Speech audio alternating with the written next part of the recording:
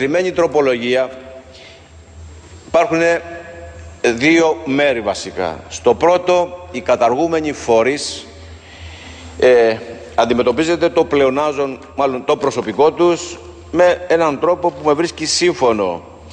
Μετατάσσονται σε κενές οργανικές θέσεις ή σε προσωποπαγείς θέσεις, και μάλιστα κατά την παράγραφο 7 Γενικές Διατάξεις Ι, λέει ότι γίνεται αυτή η μεταφορά κατά παρέκκληση των ισχυουσών διατάξεων. Το δεύτερο κομμάτι όμως, που είναι το κεφάλαιο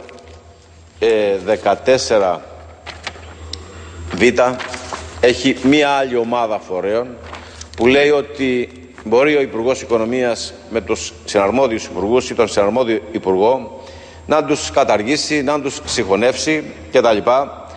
Και το πλεονάζον προσωπικό όμως τη χάνει εντελώς διαφορετικής μεταχείρισης. Κατά την παράγραφο 2, μέσα σε προθεσμία 9 μηνών, αυτό το πλεονάζον προσωπικό θα πρέπει να ξεκαθαρίσει ποιο είναι και στη συνέχεια παραπέμπεται στις ρυθμίσεις του άρθρου 37 του νόμου 3986 της παραγράφου 7, που τι λέει αυτή η παράγραφος? Ότι αυτό το προσωπικό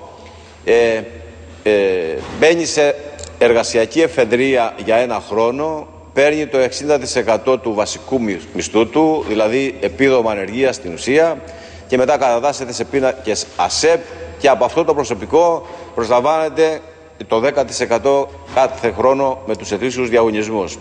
Τι σημαίνει? Και αυτό το παρατηρεί και η αιτιολογική έκθεση εδώ της τροπολογίας, η οποία λέει ότι η διάταξη αυτή υπαγορεύεται από την ανάγκη δημοσιονομικής προσαρμογής της χώρας και τις κατά συνέπεια περιορισμένες δυνατότητες απορρόφησης εργασιακού δυναμικού από τις δημόσιες υπηρεσίες κτλ.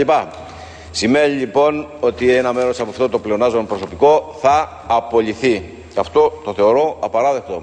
Εγώ, κύριοι συνάδελφοι, δεν πρόκειται να γίνω κανίβαλος εργαζομένων και δεν πρόκειται με την ψήφο μου να οδηγήσω εργαζόμενους στον κιάδα της ανεργίας. Και μάλιστα για λόγους δημοσιονομικού κόστους, όπως ισχυρίζεται η αιτιολογική έκθεση. Γι' αυτό το λόγο και δεν θα ψηφίσω την τροπολογία αυτή.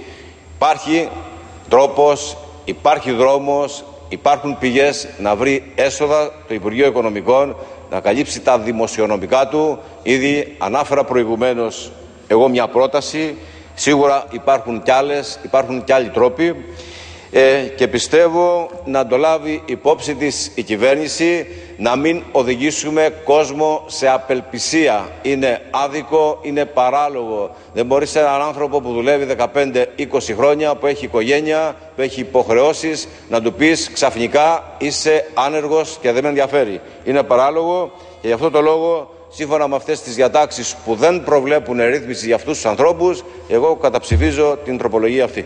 Ευχαριστώ πολύ. Ευχαριστούμε τον κύριο Δημήτρη Βαρβαρίκο, βουλευτή Ζακίνθου του ΠΑΣΟΚ. Το λόγο έχει ο κύριος Προκόπης.